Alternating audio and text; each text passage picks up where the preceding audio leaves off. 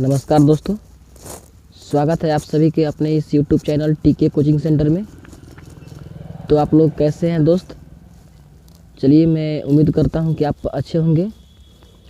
तो आज के इस वीडियो में हम लेकर आए हैं 2021 में बोर्ड एग्ज़ाम में पूछे जाने वाले 5 VVI सब्जेक्टिव क्वेश्चंस, जो कि यह क्वेश्चन कक्षा 10 के हिंदी गोदली भाग 2 से लिया गया है। तो यदि आप हमारे इस YouTube चैनल पर नए हैं तो कृपया करके इस चैनल को सब्सक्राइब कर ले। इस चैनल पर हम कक्षा 10वीं और 12वीं के आर्ट्स के सभी विषयों की तैयारी बिल्कुल आसान तरीक़ों से हिंदी माध्यम द्वारा कराया जाता है, और इस चैनल पर ऑनलाइन टेस्ट भी चलता है। और यदि आप नोट्स लेना चाहते हैं सभी विषयों का, तो उसके लिए हमारे व्हाट्सएप ग्रुप को ज्वाइन करना होगा। व्हाट्सएप ग्रुप का लिंक वीडियो के डिस्क्रिप्शन में दिया गया है, आप वहां से जाकर के ज्वाइन कर सकते हैं। तो दोस्तों, वीडियो में आगे बढ़ने से पहले एक बार फिर आपसे रिक्वेस्ट है कि प्लीज़ इस वीडियो को स्किप ना करें। यदि आप लोग स्किप करके देखेंगे तो समझ में नहीं आएगा और आप लोग का जो है क्वेश्चन बोर्ड एग्ज़ाम में छूट जाएगा। और इस वीडियो में 5 ठो क्वेश्चन है, जो कि प्रत्येक क्वेश्चन 5 नंबर का बोर्ड एग्ज़ाम में पूछता है। तो चलिए आइए वीडियो को स्टार्ट करते हैं।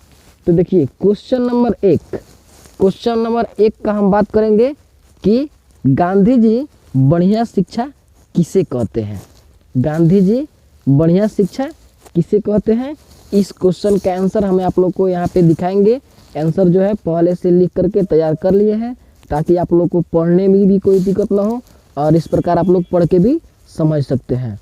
तो चलिए, प्रश्न संख्या 1 का आंसर होगा, उत्तर है गांधी जी अहिंसा के द्वारा किसी भी समस्या का समाधान चाहते थे। ठीक है, अहिंसा के द्वारा, हिंसा के द्वारा नहीं। वे सत्य के पुजारी थे।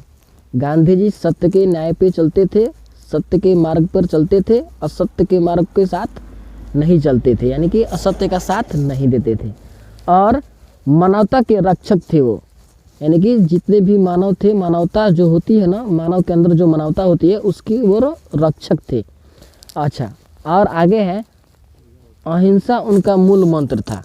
वो हिंसा नहीं चाहते थे, अहिंसा के राह पर ही चलते थे, और वही इनका मूल मंत्र था, और यही इसका उनका हथियार भी था।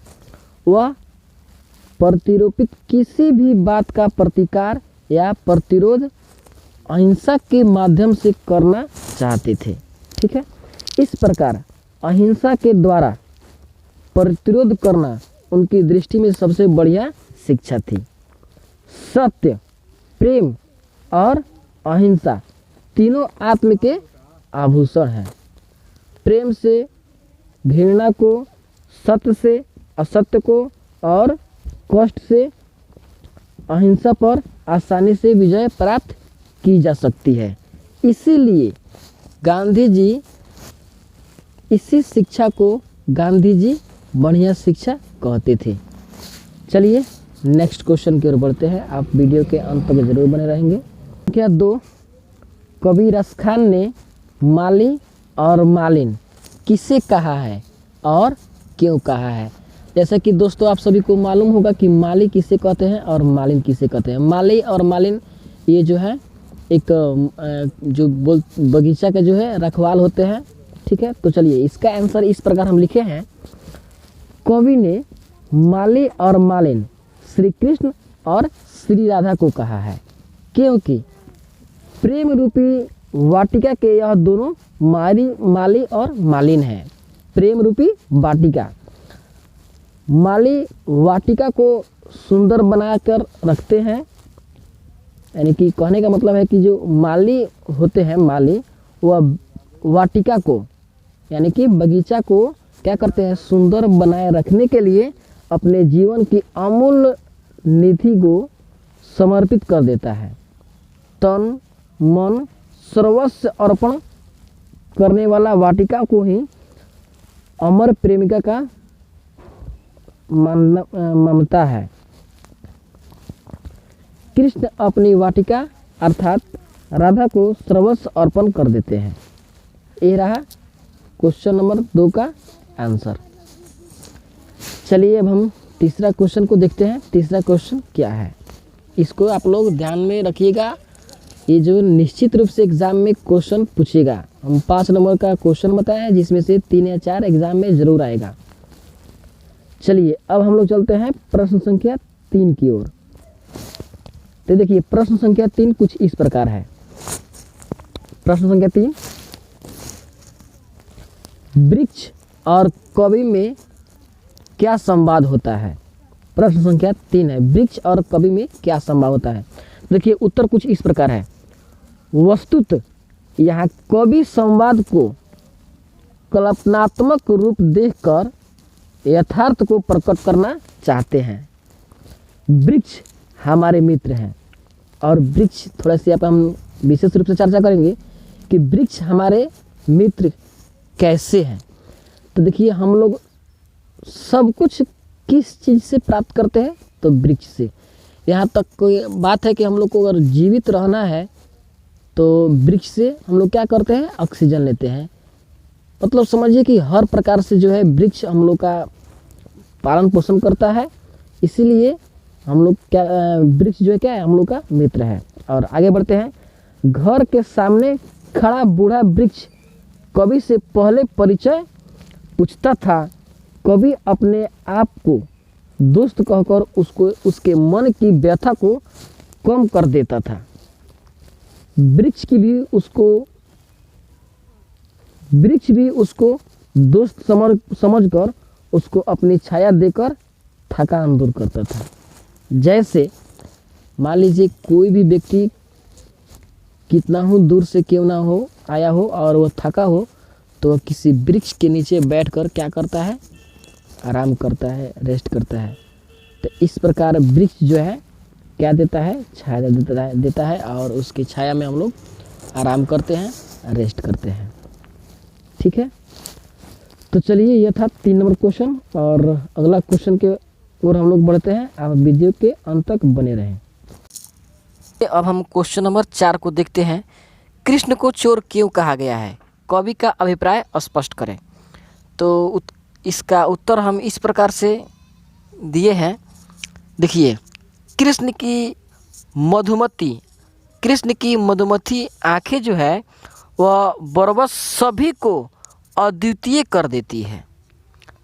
राधिका और अन्य गोपियाँ राधिका और अन्य गोपियाँ बलाएं कृष्ण के प्रेम रस को वशीभूत हो जाती है। यानी कि जितने भी गोपियाँ थी वे सभी कृष्ण के प्रेम रस को पाने के लिए क्या होती है, ललाहित हो जाती है। वह उससे अलग रहना चाहती है।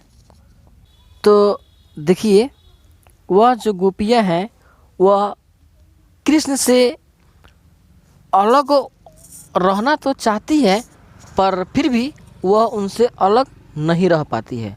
वस्तुतः चित्तचोर का अभिप्राय है हृदय को चुराने वाला। चित्तचोर का अभिप्राय क्या है, हृदय को चुराने वाला से जो है अभिप्राय है चित्तचोर। यानी कि चित्तचोर का मतलब होता है जो हृदय को चुरा लेता है, उसको चित्त बोलते हैं। जो चित्त को चुरा ले उसको चित्तचोर बोलते हैं। कृष्ण के संपर्क में आने वाली सभी गोपियाँ या बलाएं मर्यादाओं को तोड़ देती है। यानी कि कृष्ण के प्रेम को पाने के लिए अपनी सभी मर्यादाओं को क्या करती है, तोड़ देती है। गोपियाँ बलाएं कृष्ण से सावधान रहते हुए भी और सावधान हो जाती है।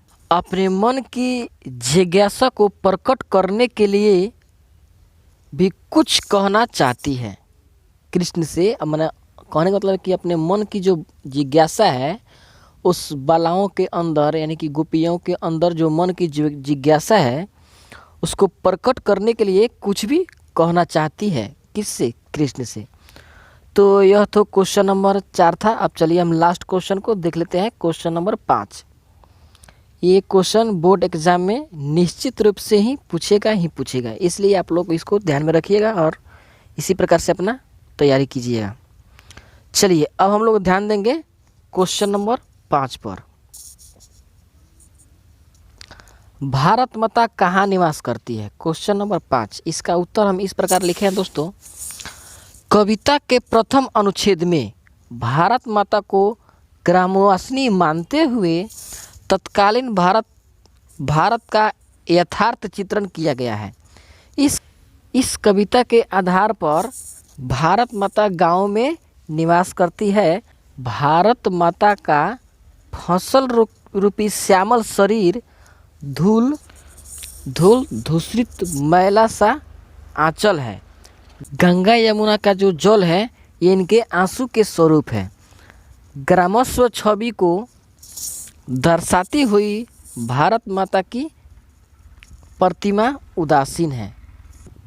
कक्षा 10 के गोधली से लिया गया 5 सब्जेक्टिव क्वेश्चन। ये जो है बहुत ही इम्पोर्टेंट क्वेश्चन है। यदि आप लोग को यह वीडियो अच्छा लगा होगा तो प्लीज़ लाइक कीजिए, शेयर कीजिए और हमारे इस चैनल को सब्सक्राइब कीजिए। धन्यवाद। मिलते हैं किसी नेक्स्ट वीडियो में।